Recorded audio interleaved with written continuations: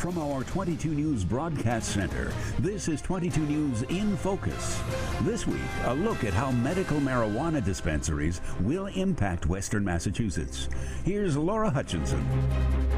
Good Sunday afternoon and welcome to 22 News in Focus. I'm Laura Hutchinson. In November of 2012, 63% of Massachusetts voters approved a ballot question that legalized the use of medical marijuana, eliminating criminal and civil penalties related to the possession and use of up to a 60-day supply of cannabis by qualified patients who possess a valid registration card issued by the state. And last week, the State Department of Public Health began issuing licenses for medical marijuana dispensaries. So far, one is slated to go in both Hampden and Hampshire counties. So what is the timeline for these businesses to open? How will they operate? What are the laws that govern them and protect patients? And what are the cities and towns where those dispensaries are located doing to inform residents? That's where 22 News in Focus comes in. Today we'll be speaking with an attorney actively involved in the licensing process. We have a local chief of police about law enforcement, the mayors of both Holyoke and Northampton where these dispensaries will be located, and representatives of that dispensary will be joining us. But first we begin today with an attorney whose law firm play a role in drafting that bill before it became law.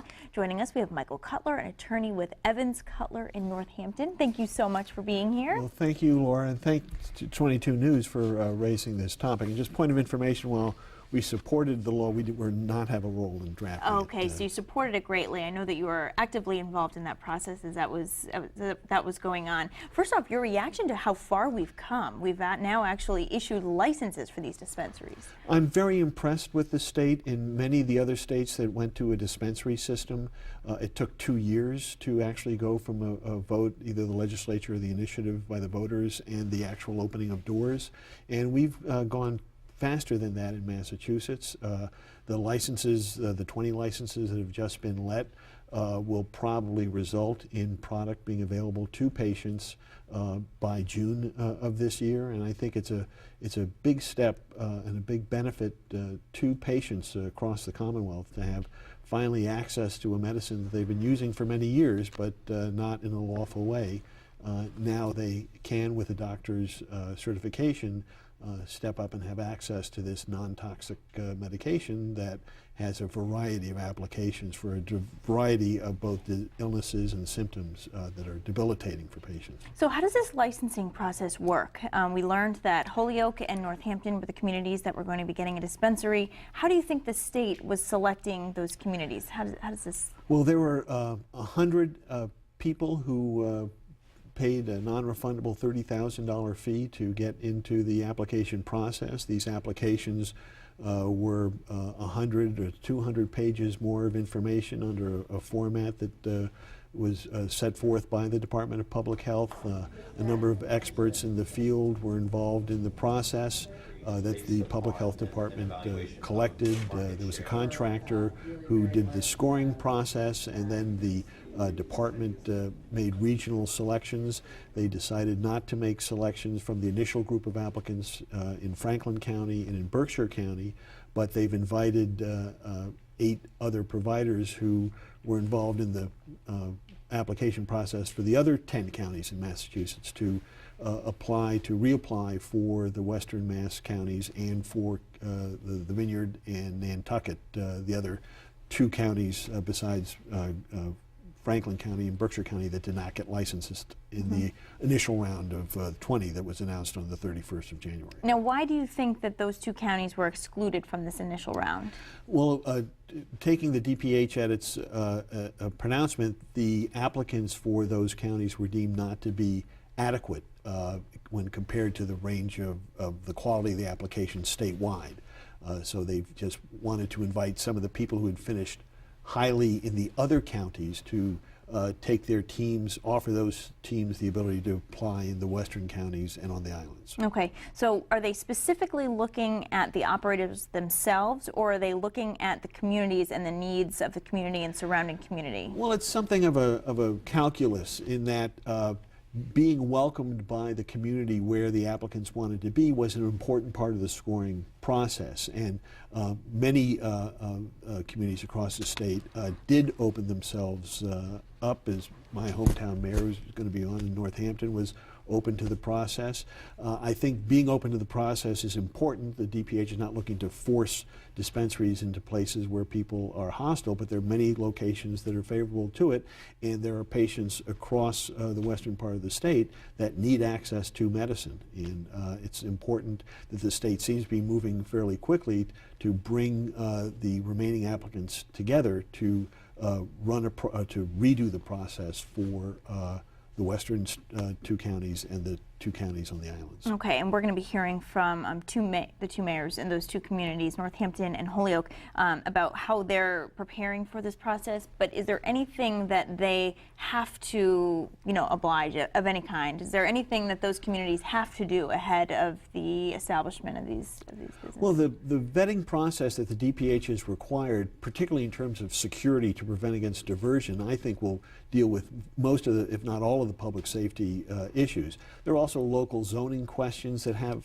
to be confronted once the build-out process occurs, but in welcoming communities where the properties are properly zoned for these types of uses, there should not be anything special that needs to be done. Building inspectors, safety inspectors, health inspectors, kitchen inspectors, because these facilities will be offering infused products for patients who choose to medicate through ingestion as opposed to smoking or vaporization.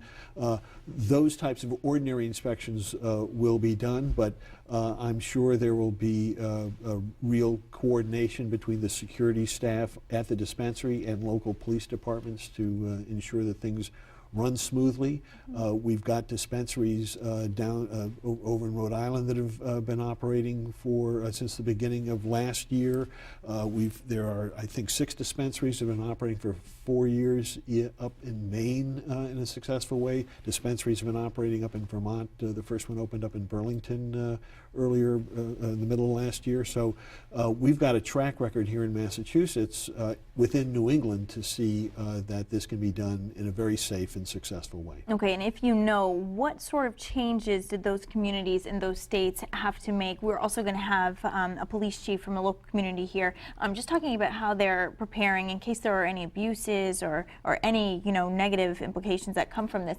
Did any of those surrounding states have to make any specific changes to protect citizens or to equip the departments with anything? Most of all of these New England states and the other states that have licensed dispensaries went through a state process, and the state process required well-developed security plans, and all of the successful applicants have people with strong security experience on their staffs. So I think that the communities that are seeing these operations placed in their environs are seeing people with a good deal of experience in dealing with other types of secure retail situations. So I don't think there's been much of a need on the part of communities to adapt, because what the state has required of these operations has been a pretty secure, diversion-adverse kind of a operation, and people with experience in running those operations. So I think that the towns and cities can look to the favorable experience in the other states that have had dispensaries online for a year or more, and can look to the quality of the applicants approved by the DPH to have some confidence that going forward this will just be another medical vendor for patients in need of medicine. Okay, and from what you know about those communities, do you think that we are going to see an increase in crime when this happens, or is that sort of a moot issue? What do you think? Well, reforming our marijuana laws, going from prohibition to full-scale legalization, which I believe we will absolutely have in 2016. The funders came in 2008 for decrim. They came in 2012 for medical legalization. Both of those passed by more than 60%. 349 of the 351 cities and towns voted for both of those propositions. I think they'll be back again in 2016. I think that we'll have the same margin there as well. But I think that this is just going to be just another commodity, and it's going to be a safer commodity because it's prohibition, not marijuana, that breeds the violence. Once we have this this intact market, the distribution system that's going on right now illegally, elevated above ground, comes to the light of day. We take the competition that happens with violence out of it, and we bring this under state regulation, state tax authority. We will see safety. In fact, there's been some studies done in Los Angeles where they closed dispensaries, medical dispensaries. When the dispensaries closed, black market dealers moved in, and there was an increase in violence. So I think that these are not going to be magnets of violence as much as they're going to be draining the swamp of prohibition and reducing violence. And very quickly, what sort of protections will the patients themselves have so that it's something that they need very much is not confiscated from them? Well, first of all, they're presently absolutely privileged from any punishment or confiscation in their possession of it, and until the dispensary is open, they're also privileged to grow it. Patients are privileged to grow their own within the limits set up by the law. And once they have their licenses, they will be their registration cards or their doctor's letters now until the registration cards are issued. They will be able to acquire it, to come into a dispensary and to get access to it. The dispensaries are set up not only to be secure for diversion or for crime from the outside, but also to be a safe and inviting environment in which patients can get their medicine and get select strains, select different types of ingestion modalities that's most comfortable for them. And I mean, there are even a variety of strains that are medically useful but not psychoactive. So that there are a number of ways that patients can medicate, and that's going to be the safety. Having a safe place that concentrates on medically valuable strains, that's going to be the best patient protection under the law. Very good. Michael Cutler, thank you so much for joining us and explaining this to us. It really is an interesting topic. We have a lot of changes coming, and I appreciate you coming on and explaining some of that to us. Thank you for having me. Thank you for making the time for this subject. Thank you so much. I do appreciate it. And next, we're going to talk to two mayors who will be getting dispensaries in their communities. Stay with us. You're watching 22 News in Focus.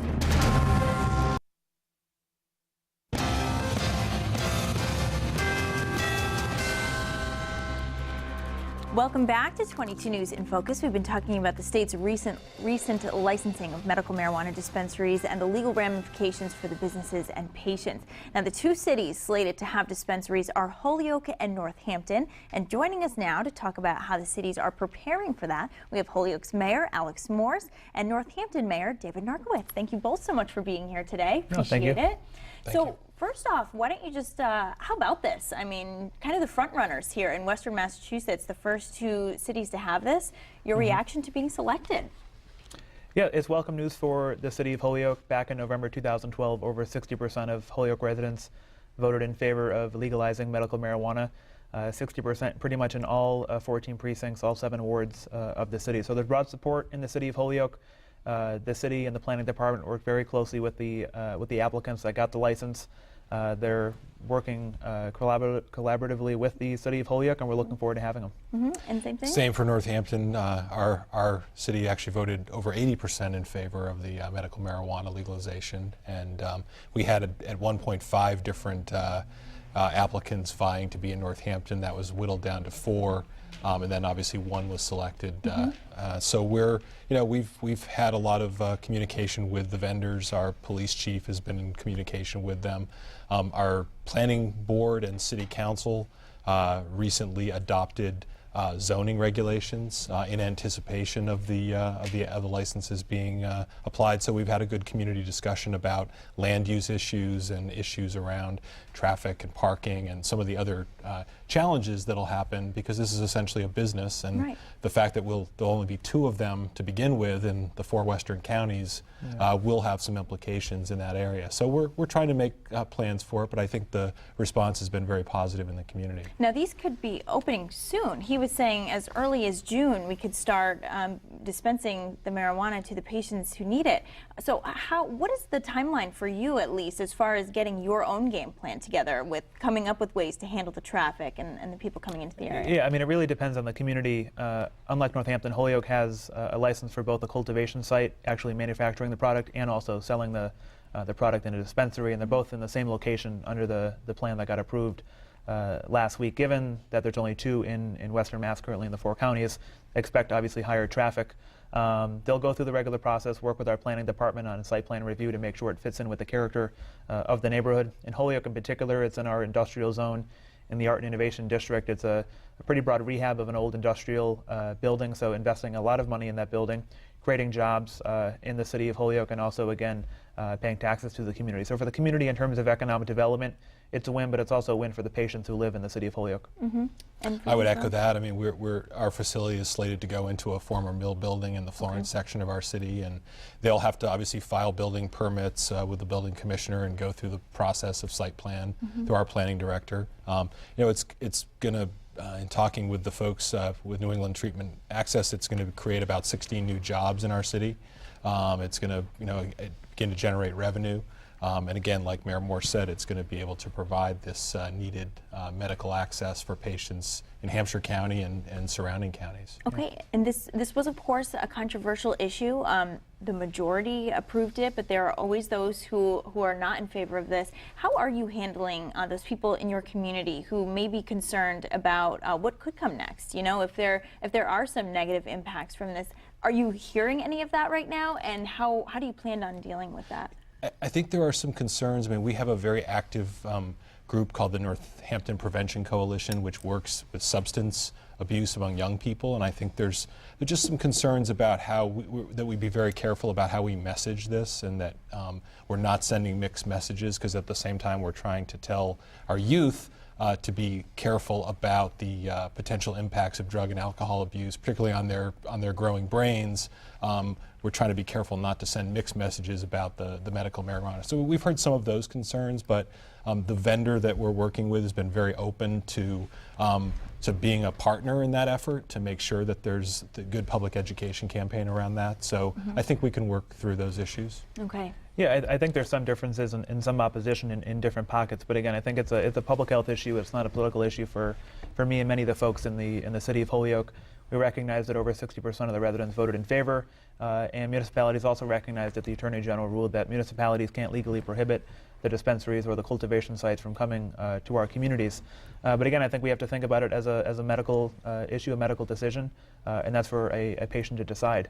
And there's also obviously the positive spin-off developments that Mayor Narquist and I discussed a few minutes ago.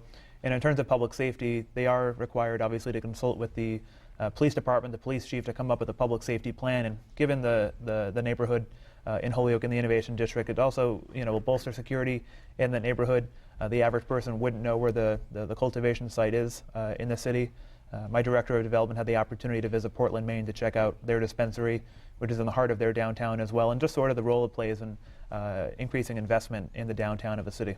So what did you see? That's interesting, visiting the other communities. You said somebody with your administration actually went out there and did that. So what did they come back with, I guess? What kind of impact has it had in those communities? Yeah, I think some folks have this vision, and they wrongly compare it to drugs being sold on a street corner. That couldn't be further from the truth. It fits in with the character of the neighborhood. It's a medical service, a medical facility. Right now, for example, folks can get medications and drugs at the local CVS or Walgreens right across from a school. And so I think reframing the conversation about where it is in the city, obviously given that it's some form of marijuana, there's a heightened sense of stigmatization. But again, just framing it as a public health issue, a medical issue in the community has been good for the city of Holyoke. We've been working collaboratively with the Holyoke City Council, who also sees this as a development issue in the city for the most part. But again, seeing it in Portland and seeing it in other places, and also the understanding that in 2016, it's more than likely that recreational use of marijuana may or may not be approved. And so for Holyoke and Northampton to be ahead of that, I think is important as well. And you had mentioned how your police chief has been very much in contact with, and I'm sure it's the same in Holyoke as well. We do have a police chief on from a community that's not getting one, because I'm interested to see how other communities are preparing who aren't directly involved in the process. But my question for you is, is there any different training for detecting this, as far as driving under the use or anything like that? What kind of changes are they undergoing? Well, I think there will be some learning curves around this that I know that police chiefs around the state will be working on. Obviously there's issues around the way the materials will be packaged, making sure that people who have this are supposed to have it, and they have the proper state ID card, and that there's not the diversion issues that people are concerned about.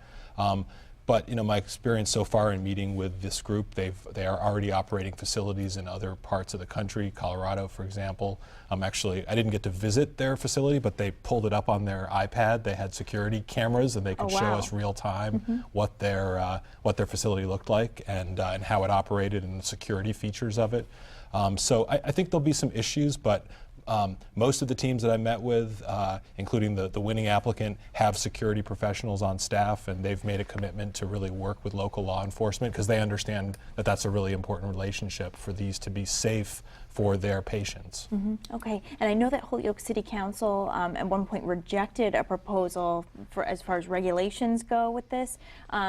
What happens with that? I guess do you know really what stopped them from passing that? What happens if we can't clear that hurdle? Yeah, so it's cities aren't required to have local ordinances that govern medical marijuana facilities, and so by default we adhere to the state regulations. And so the applicant that was awarded the license last week is just going down the per the state regulations. If at some point you want to retry to do a local ordinance, that is fine.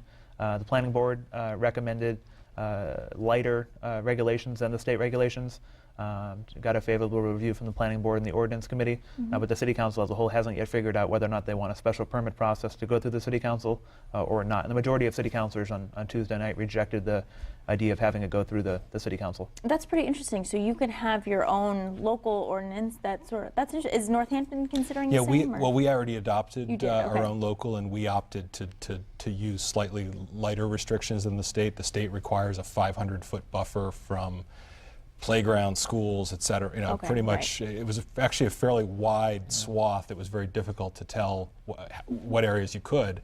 So we adopted a 200-foot buffer from schools. And essentially allowed it in areas that where we allow pharmacies, where we allow medical office buildings. And then we have put in provisions related to traffic mitigation and site plan review, the normal things for any business siting in the city. Well, it'll be interesting to see how both work out. And when do you expect groundbreaking or these facilities to actually be constructed or completed? Any idea? That's okay if you don't. Yeah, I mean, it depends. I know like the applicants. It's been a fast-moving process, as previous folks have said, and they keep updating dates as things happen. Right. But I think now that the initial 20 were awarded, they're going to move quickly to get their teams together, get the buildings ready. I mean, up until last week, they'd have options on property, but now that they actually got the license, they can officially buy the property, get the project moving, get the permits, and get going. And we have the representatives from the facility there in Holyoke on yep. later on in our program. Yeah. So And they've been absolutely wonderful. very good. Thank you so much, Mayor Narkowitz, Mayor Morris. Thank you so much for being here. It's just interesting to see what will happen, how we're going to work around this, because I would imagine that these won't be the only two communities in Western Massachusetts, so it'll be interesting to see how it works. Thank you so definitely. much for coming on and answering our questions, Laura. Thank you. And after the break, we'll be talking about how police will enforce laws involving marijuana. Stay with us. You're watching 22 News in Focus.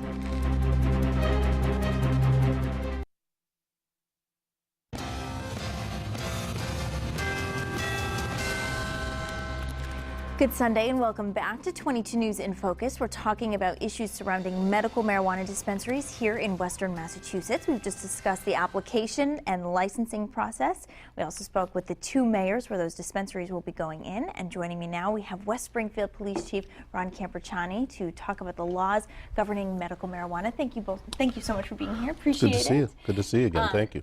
So we've been hearing from the mayors just about how they're preparing for this. We heard about how the law will be enacted, but there is that local issue of if there are any problems that arise, because the truth of the matter is there were some people who did not support this and they have concerns about what will happen. So I'm hearing that there are the police departments in those communities are very much involved in that process. I'm wondering, are surrounding communities as well? We have been, and we were notified. We got about 4 or 5 letters from companies that were looking to locate in West Springfield, and it just didn't come to fruition. It may come down the road, and as the other guests have talked about, we have some overlay districts going in that we've been working with the planning board on as far as if one is to be located in West Springfield in the future. We want to control the areas that it goes into, yes. But, overall, Laura, I'll tell you that, I've looked at that vetting process and it was very good by the state, and there's a number of safeguards put in there. It was the state did a good job with the process. Whether or not we agree with it or not, as chiefs as a whole, that ship has sort of already sailed. Sure.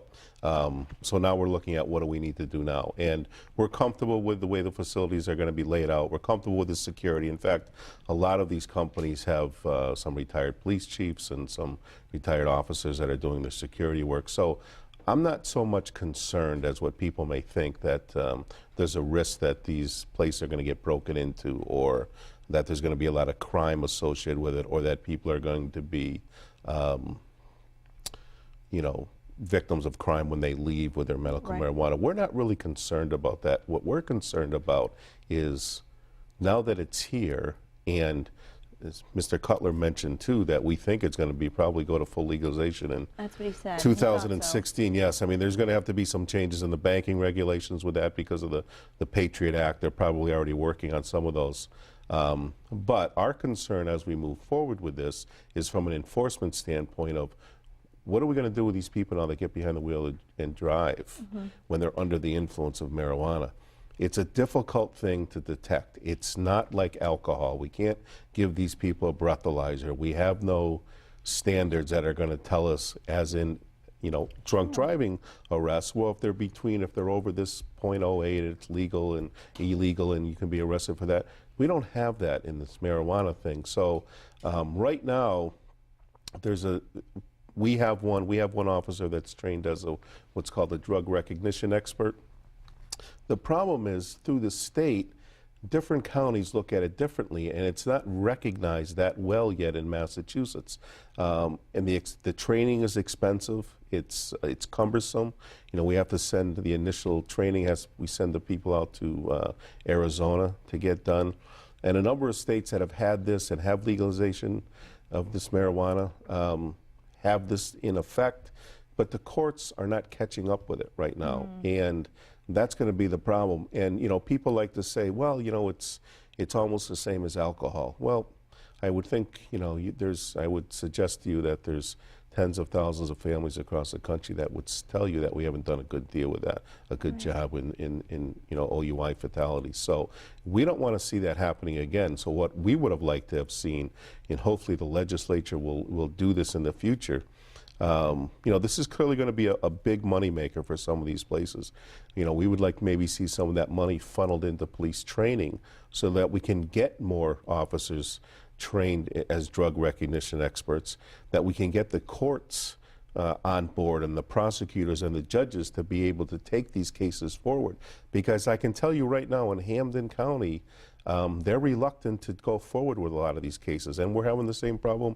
It's not just marijuana, it's prescription drugs also. People that are under the influence of drugs, prescription drugs, any type of drugs. It's a difficult piece for us to put together. So that's our concern at this point. It's not about the facilities. It's not about how they're being done. It's not about who they're distributing it to, which a lot of people think it is. It's not. And you hit on it earlier. You mentioned it to the mayors. That's our concern with the people now. They're going to be out there and driving, because I think there's a misconception there that, okay, we're marijuana now, we can have less than an ounce, we can smoke, and we can drive around. Well, you can't.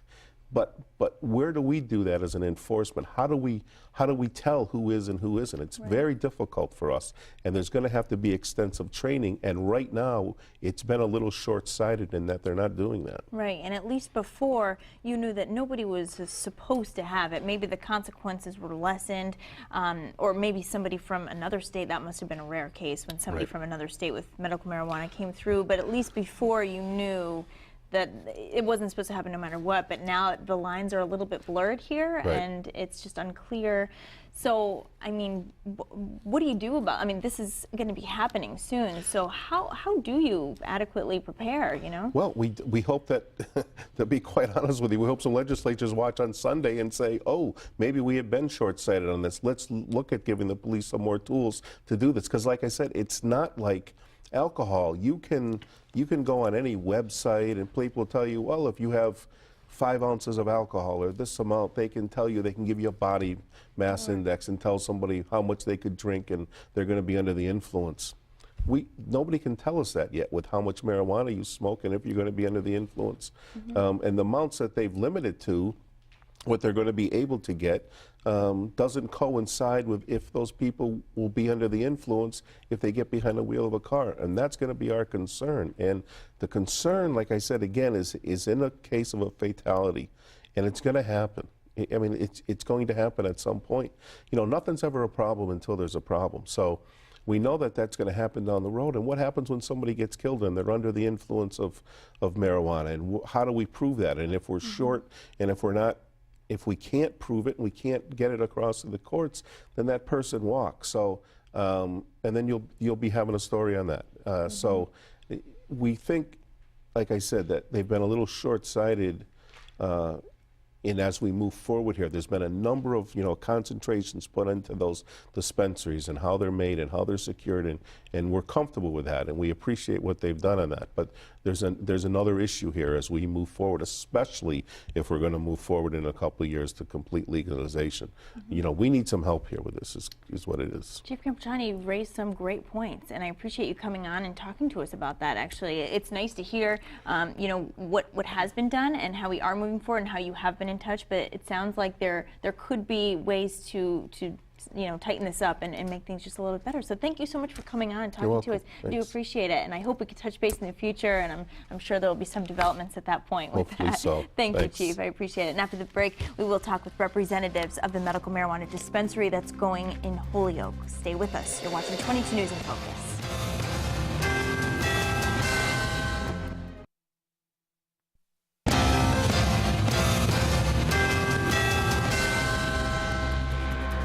Welcome back to 22 News in Focus. Today we've been discussing the licensing of medical marijuana dispensaries here in Western Massachusetts. We've talked about the legal ramifications as well as what residents can expect when a dispensary opens in their community. Medical marijuana dispensaries are breaking new ground here in Massachusetts, and it's a growing industry nationwide.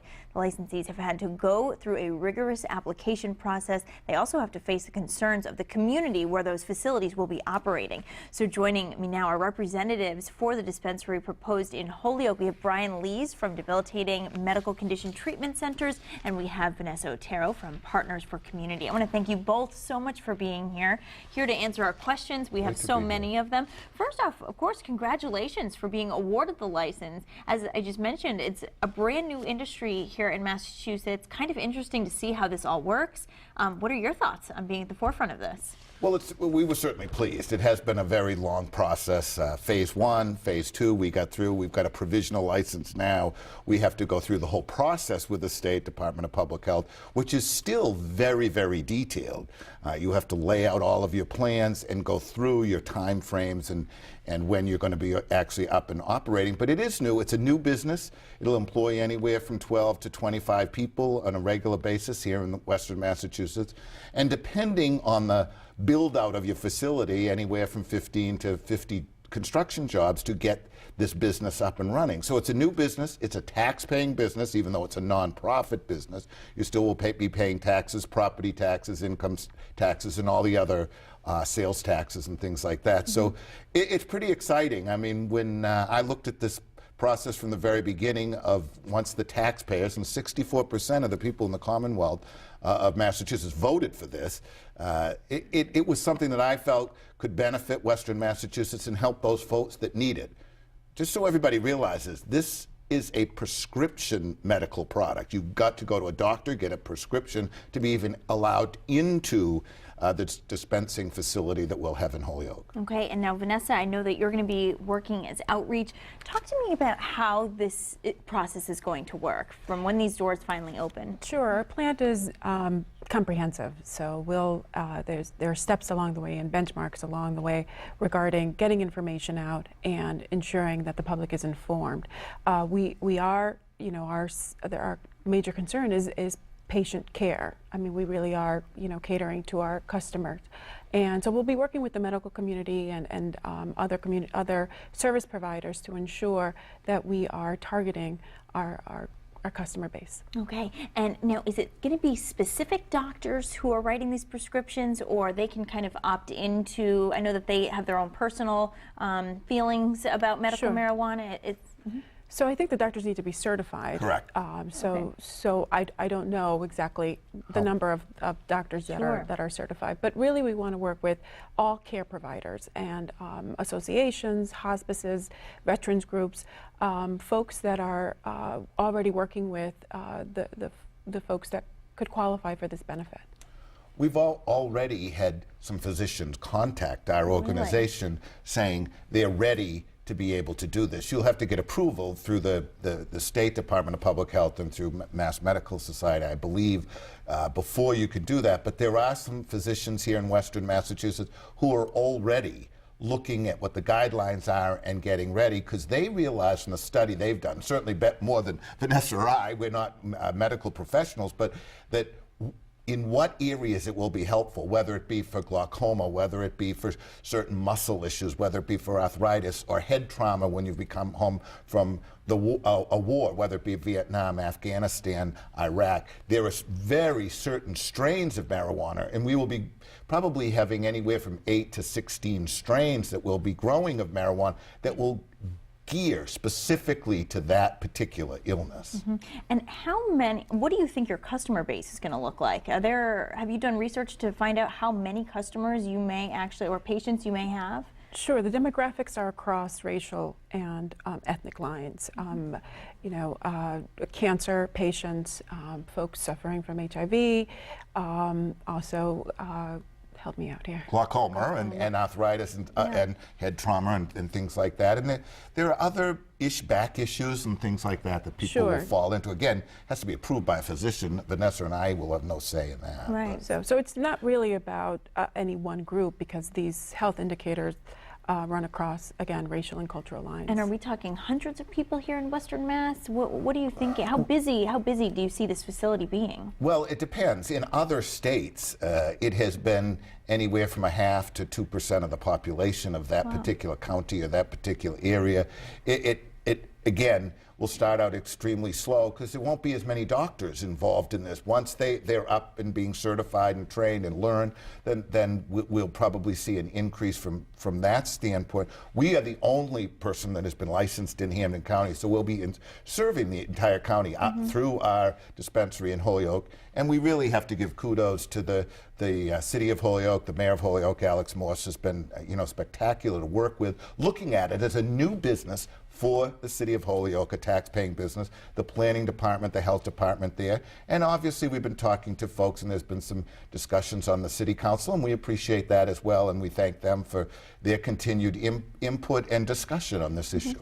Why did you choose Holyoke, just out of curiosity? Is it because the mayor was so welcoming and you knew, I mean, obviously you would need the support of the local community, but is there any other reason in particular you chose Holyoke? Or? Well, as Vanessa will attest to, from my standpoint, because we've worked with a lot of people throughout Western Massachusetts, yes, the mayor has been extremely supportive of a new business. Part of the application process is we had to get letters from the chief executive in the city that we wanted to put this facility, and in this case from Alex Morse. We had to get a letter from the Department of Public Health. We did that in Holyoke as well. But Holyoke is good geographically for the county. It's easy for folks to get there from all over the county. They have, this is a product that they have good water and electric rates there.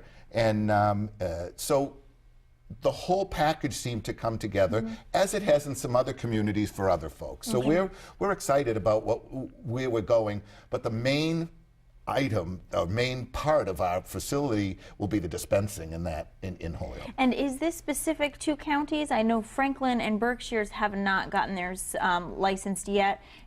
Are they able to then come into either Hampshire or Hampden County? Is it specific like that, or is that okay?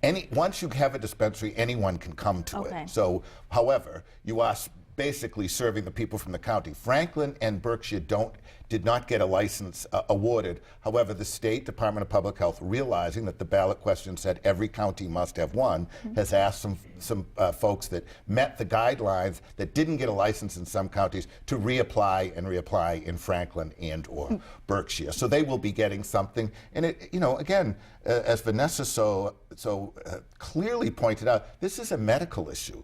and we're going to be servicing people in this Western Mass that need this product, just like any other medical product that they may need. So it's needed in all of the counties, not just Hampden and Hampshire. It's all very interesting, and we are going to take a short break, and we're going to continue this conversation because I have more questions. And I do want to know how competitive this process was as well. So we can talk about that after the break. Stay with us. You're watching 22 News in Focus.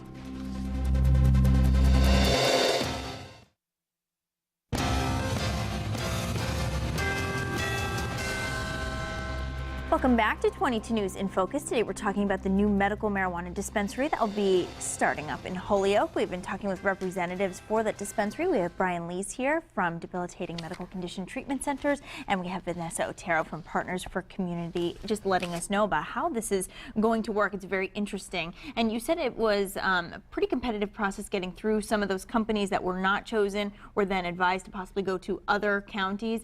It makes me feel that the state thought that they were a credible business and should be somewhere, and is that right? So absolutely, and just so you know that, and I'm answering more of the technical part. Vanessa is the person that will be the face of our organization throughout Western Massachusetts as we get going. The technical part of getting it ready kind of fell on my shoulders, but it was very competitive. I've never, ever seen an application process like this. It was very detailed. Every single question was scored. You had to have a specific score to even be able to be considered for one of the licenses. And every person that was involved, Laura, with this operation, whether it be the board of directors, of which I'm a member, whether it be the people that gave us financing, and we had to get independent, private financing, whether it was those folks or anyone that we talked about that we're going to be hiring to put into high-level operations. And again, Vanessa will be the person to kind of oversee all of that. Had to go through query checks, but not just a regular query, which means a criminal background check. They had to go through detailed background checks all the way back practically till when you were in junior high school. Wow. And it was really amazing, some of the stuff that came back. Things you either didn't know or knew about yourself. It was kind of interesting. But so it was very thorough, very complete, and very transparent. Everything is online so people can see that if they would like. And you know, I'm pretty proud of the Department of Public Health and what they did and how they did it, because they really looked into this and made sure that if you were going to have a license, you were going to be able to provide this medical product for people in your area. It had to be thorough. And my question, you know, concerning safety, you know, we had the police chief on early in the program who really had some concerns about people driving under the influence of medical marijuana. And I'm just wondering where the dispensary comes in. I know that, you know, there's the part that's the law and how it should be written to, you know, or you know, if police should be given extra funding to, you know, that's the legislatures, but where does the dispensary come in as far as educating those people who walk in the door? Is there any kind of plan to address that? Our outreach plan is comprehensive and very thorough, and so we'll have a website, and we'll hold forums to ensure that the public is informed of what this is, what we're doing, and what is expected, not just from the law, but also from the Department of Health, and what we expect as you know, vendors. Again, this is very patient-specific, so the folks that will be, you know, going to our dispensary are there because a doctor prescribed it as medication, and so we anticipate that sort of the thoughts that folks have around the kind of people that will be going to the dispensaries is going to be demystified very quickly. These are patients that are seeking the service. Okay, and how will you make sure that it's the patients who are taking the medical marijuana, and we don't get into the, I mean, you know, this is something we see with any prescription drug, really. I mean, you have the issue of kids stealing things out of their parents' cabinets, you know. How are you going to ensure, if that's even possible, that this stays in the right hands? Well, our outreach will include educational materials, and we can't control what happens in people's homes, but we will absolutely, you know, do the due diligence to ensure that the public is informed and that parents need to be aware of the kinds of things that their kids and other people could be could do. Sure. And will the state or will the facility be overseeing doctors just to monitor how many prescriptions they're writing, just to ensure there's no abuse or anything? Part of the application process is everything will be computerized. So every single prescription that comes through the door will be in a system, and so the State Department of Public Health will be able to look at that and see who is actually giving out the prescriptions, number one. Number two, along with the outreach, as Vanessa pointed out, and our in-house folks will be counselors and be talking to individuals about what strain they may want. And one thing that's kind of been lost in this discussion, not all of the product that we will grow, but maybe 50% or so will be the THC, which is the part that people think of with marijuana that gets you high, will be removed because it's a certain strain that will go to a certain part of your body to help with the pain or the issue that you need. Again, whether it be cancer, glaucoma, or others, because that won't be in there. And we have to have a processing center that will also make salves and lozenges and creams and a product that can be used for vapor. So this isn't just something that maybe somebody will think of, oh, you roll some marijuana and that's what it is. These are products that'll be used by various folks anywhere from ages 20 to 85. And when you go to any of the public hearings on this issue, the majority of people that are there are 50 and over that need or have used or could potentially use this product. I think some of the footage of what's happening out west and sort of how it's being processed and the folks don't have any other frame of reference, so they just assume that that's going to be that's what the whole thing is. But instead, it really is. It's a public good. Actually, it's a benefit for folks who need it based on their condition. Right. And so this is going to be sort of, you said it's all going to be in some kind of computer database, so it can be overseen. It's very much controlled, absolutely. To get into the facility, you'll need to show ID and also your prescription, and you need to be registered, and so not just anyone can even walk in the building. Sure. You have to be authorized to do so. The staff needs to be authorized and cleared to do so. Anyone who walks in. There will be tight security all the way around in terms of cameras, guards, and there are different sort of phases of security. So step one security, you get in the door. Step two security, you get into another room. Security, so, yeah. Sure. And I hate to cut you off. We are getting to the end of our time, but I'm just curious what the timeline looks like. When do you think you're going to be breaking ground, and when is this going to be hope to open mid to late August. Okay. So we've got a lot of work to do from now to then. Excellent. Vanessa and Brian Lees, thank you so much for being here. I really appreciate you joining us and explaining this process to us. We certainly look forward to seeing how this changes Western Mass. You're at the forefront of that, so it is very interesting. Thank you so much. Thank you. And we'll have the last word for you after the break. Stay with us. You're watching 22 News in Focus.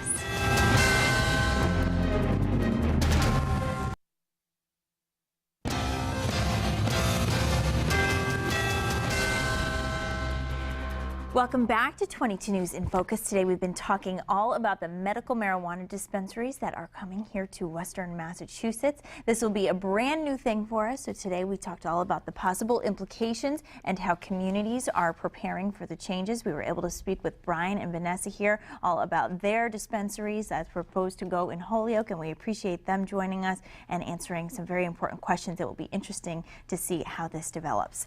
That is our program for today. If you've missed any of it, you can watch it in full on our website at wwlp.com. We want to thank all of our guests for joining us today. Thanks to you at home for watching. And from all of us here at 22 News, we wish you a wonderful Sunday. Take care.